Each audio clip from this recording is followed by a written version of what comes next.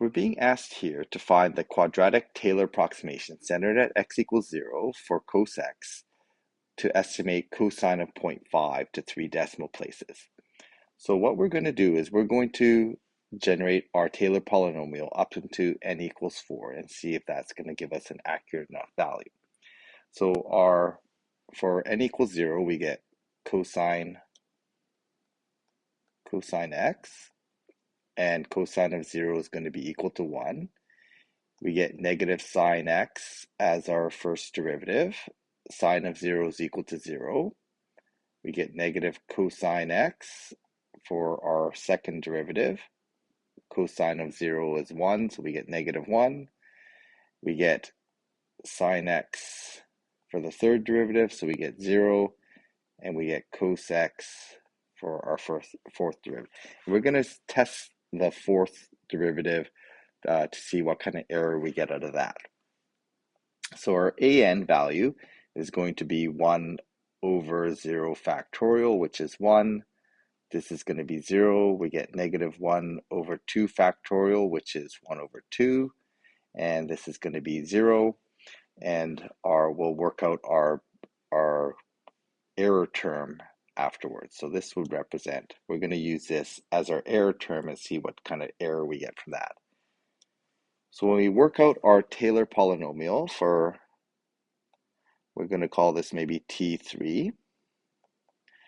Okay, we're going to have, it's going to be equal to 1 plus 0 minus, it's going to be negative 1/2, so negative 1/2 x squared plus 0 plus, then the rest of it's going to be our remainder.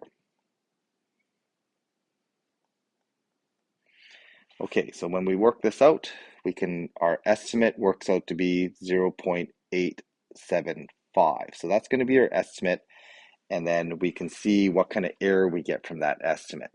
So to work out the error, I need to maximize my error term. So I need to, for my m, we know that's got to be greater than less than cosine, so we're going to take this term here, cosine of b.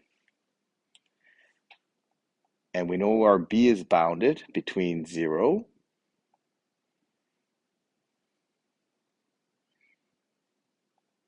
and our estimate of 0.5.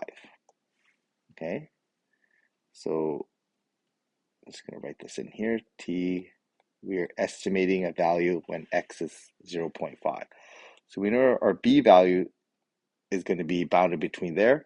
To maximize cosine, well, cosine is at its greatest at cosine of 0, so we're going to say that our m value is going to be cosine of 0, which is equal to 1. So then our maximum error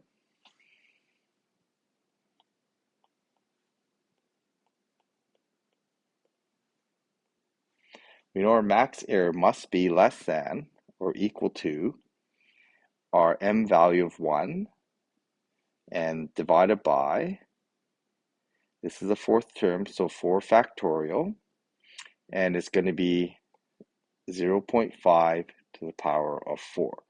So that's going to be our max error. So when we work that value out, the max error works out to be 0.00260.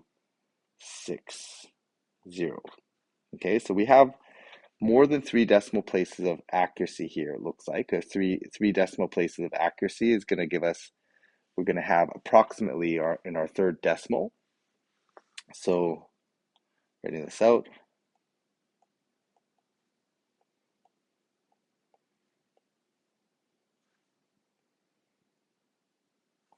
okay, we know that the actual value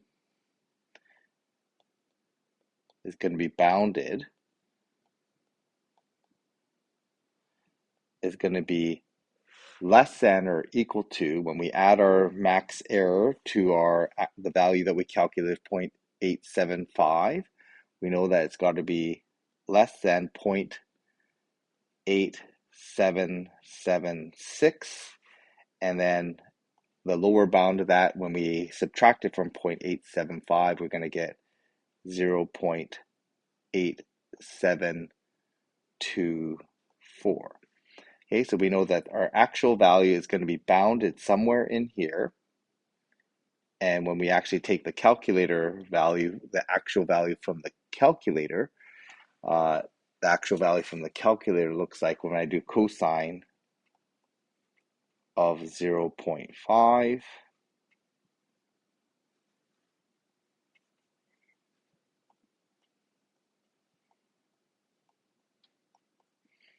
the calculator gives me a value of 0.877582.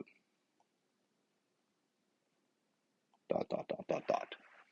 Okay, so we can see that our estimation is going to be bounded by our max error. In this case, we set to 3 decimal places. Our third decimal place actually isn't quite accurate. So if we want to go to 3 decimal places, we would then need to maybe go to the 6th derivative, and that 6th derivative, because of the way these converge so quickly, the 6th derivative will be well within the 3 decimal places of accuracy.